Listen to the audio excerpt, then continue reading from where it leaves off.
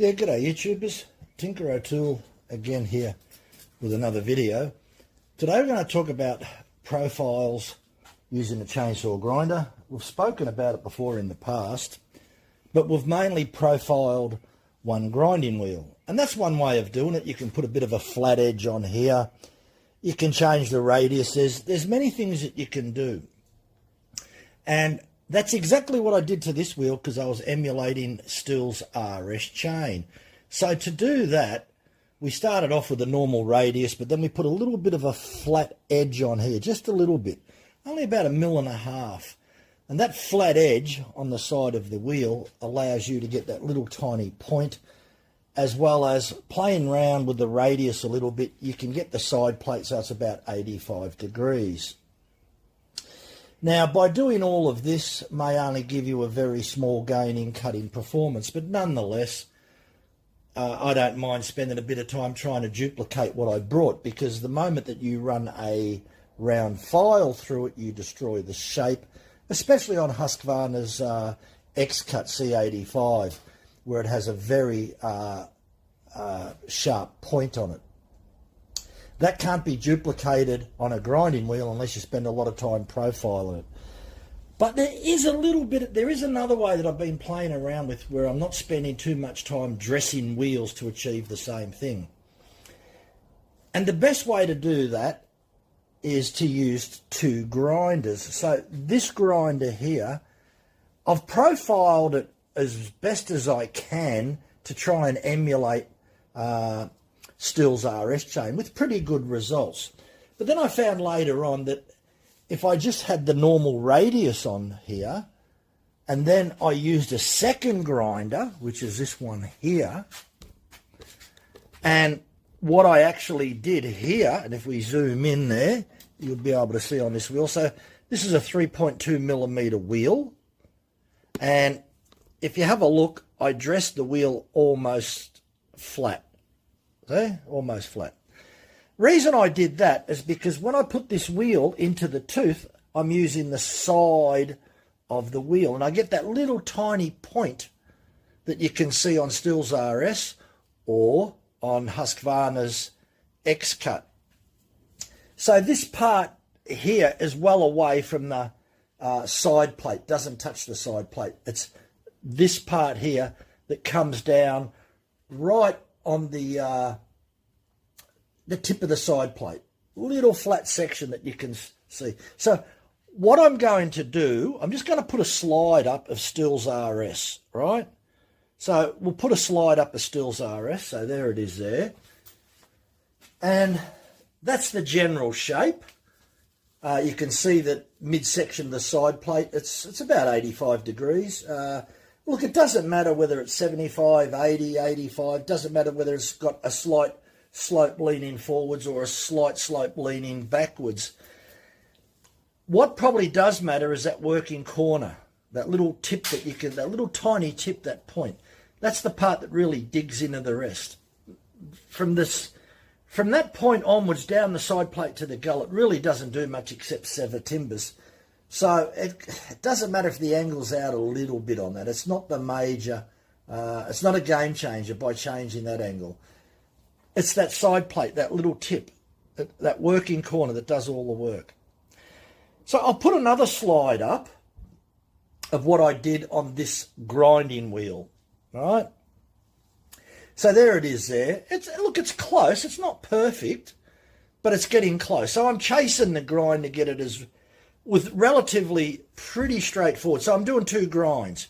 I sharpen the chain normal, bring it over here, and just use the side of the wheel to create that little tip.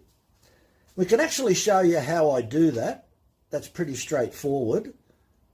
And there is another method using files. So I've got two files on the bench here, and we'll show you that after this. So what I'll do now is, let's just say that we've sharpened a chain on the other grinder, so on this grinder here, and let's just say that we used a standard wheel and we just had a normal U-shape grind on here. So we had a nice radius, just the normal U shape like that. Okay, nothing special. Then we bring it over on this grinder here for the final, get that little pointy tip. So we'll just do that. We'll set that up and we'll have a look at that. Okay, so that's the tooth that we did. We've done a few teeth on there. And you can see the little point. So it's quite easy to see that little tiny point there. And if we pull the grinding wheel down, you can adjust the grinding wheel. You don't want it down there. You want it so that it just touches. We'll just make the adjustment on here. Bring the backstop up a little bit closer. So there it is there. You're just touching. You can see that there, that the side of the wheel comes in contact with the point. And you can adjust it so you just got a little bit or you got more. See? So you just want a little bit like that. And once it's set up like that, you're going to just barely lightly touch it, right? That's all you're going to do. Barely lightly touch that like that. That's all it's going to do, and it'll give you that little tiny pointy hook. If you want a little bit more of that little point, you can, but there's no point. That's coming closer. Look at the side plate midway, just below the point. So you could reduce that point a little bit if you want, but that's got lots of metal support underneath. So that's not a bad profile. That's probably a little bit better than the standard C shape. Cutting performance will be better than the standard C shape. Not that there's anything wrong with the standard C shape, but I'm just chasing to get a few % better cut-in and durability. One of the other ways that you can achieve that is that when we use a standard 5.2 or 5.5 millimeter file, you file your chain with a standard file, 5.2 or 5.5, whatever the manufacturer recommends. And you get one of these 3.2 millimeter files, and you hold that 3.2 millimeter file right up into this section of the tooth, and you file it, and you get that little tiny pointy hook, right? You get that little tiny pointy hook. So that's a really good way to do it. So we'll put another slide up, and the slide will show you the end result that I've done using the two grinders. So the main grind is done with a 4.7 millimeter width wheel, ground with a standard radius on it. And once that's all done, and I'm using 10 degrees tilt. So the recipe for Stihl's RS, we'll just sort of zoom back out here, that if you're using the grinder, right, and we set it up, we're going to set 50 degrees on the top plate cutting angle. So we move the head to 50 degrees. We apply 10 degrees tilt on the vise and 30 degrees on the top plate. And then we just sharpen the chain left and right as normal. Take the chain off there, bring the chain over here. Again, 50 degrees top plate cutting angle, 30 degrees on the top plate, and 10 degrees tilt. Bring the wheel down so that it's only coming down the thickness, just a little bit more than the thickness than the top plate. Top plate thickness at the working corner, it'd be just over 1 millimeter. So you're only coming down to give that little tiny point. That's all it does. And by giving that little point, that little spear, it just makes it, the tooth digs into the timber a little bit better than the standard C shape. It just works that little bit better, and it stays sharper that little bit longer. Okay, to briefly recap, there are two ways to get the Stihl's RS pointy little tip. The first way, we use just one grinder, not two grinders. We get a little bit of a plate where it's made out of plastic, and you can see 85 degrees forward slope. Right, so I've got a forward slope there of 85 degrees. We tilt the top plate cutting angle 50 degrees. Got a diamond file, hold it at 85 degrees, touch the wheel, and we want to put a little bit of a flat on there, about 1.5 millimeters. The rest of the bottom of the wheel can have a nice radius, and that's it.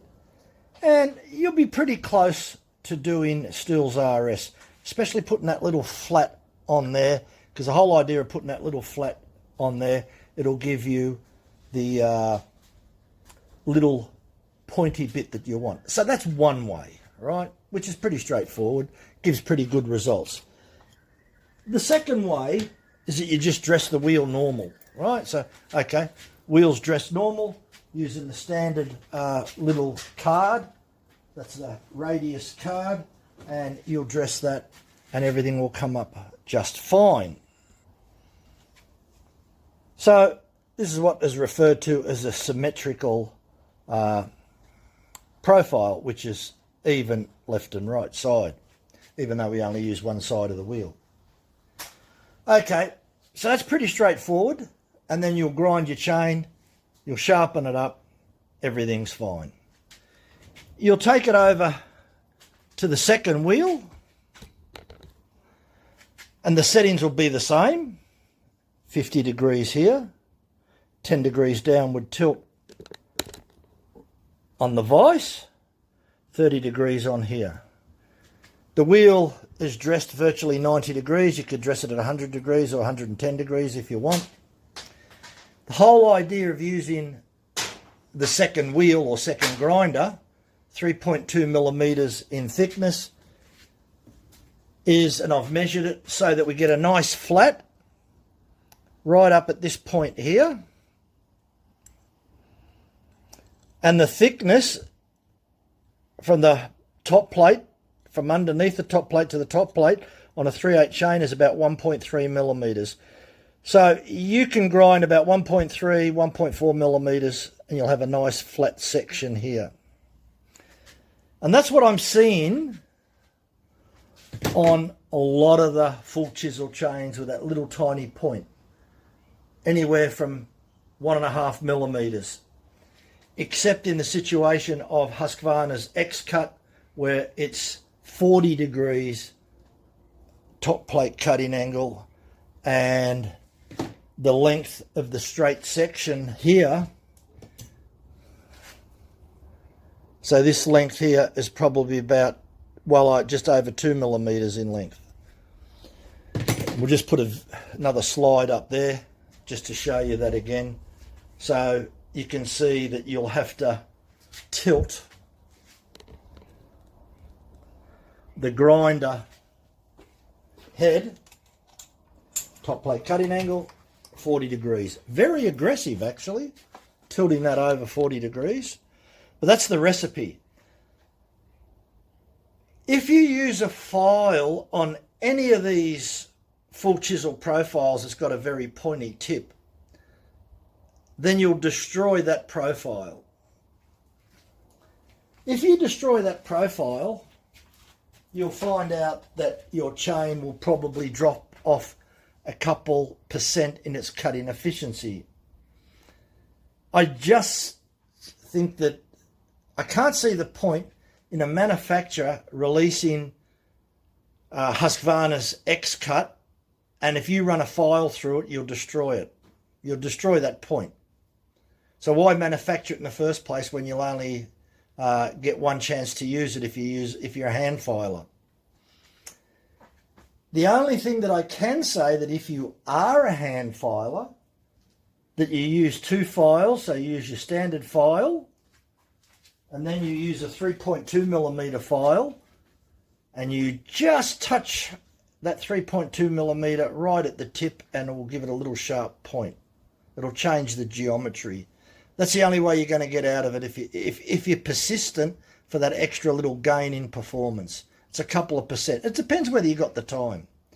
So I hope that information helps. You can get away using with one wheel, but because I use this grinder with this wheel, which is a bit of a hexa type profile in 3/8 low profile. So yeah, that's my take on it. I hope that information is helpful. It's only a small gain, but nonetheless, the difference between semi-chisel and full chisel is about 10%. If I can gain an extra 3% on top of that, 3 or 4% maximum, then it's worth doing. I did a time-based cut-in. There wasn't a lot in it. I believe there's maybe a half a second gain. I was cutting a log that was about 9 inches in diameter. Standard full chisel took about 10 seconds. Using the profile of RS, it was about 9.5, slightly faster, and using Husqvarna's X-Cut C85, it was about 9.2. So definitely an increase in performance. It just depends whether you want to chase a half a second here or a half a second there. And I guess it depends whether you've got the time to do it as well. If you don't have the time, then don't even worry about it. The only other thing that I would mention, that if you are playing around with any of these profiles and you're thinking of doing it, do yourself a favour and get yourself one of these tools, raker gauge tool from Stihl. You've got 85 degrees, 75 degrees, 60 degrees, 90 degrees. These are all for the side plate so that you can place this on top with a tooth running that way, and you can check your side plate angles for your left and your right teeth. So that's how you can check what they are using this type of gauge, and you don't want to be falling below 60 degrees on your side plate. Anyway, and now the only other thing that I would mention, when we do measure a side plate angle, we are only measuring up the top in the working corner. We're not measuring down here anywhere. You may have heard me mention about 85 degrees. Well, I'm just, I could say I'm measuring here, here, here, here. I'm just giving additional information saying that the side plate on the Stihl RS in the midsection is approximately 85 degrees, give or take. So that's just additional information. But when we do measure the side plate, it's always measured at the top. Thanks for watching. Bye for now.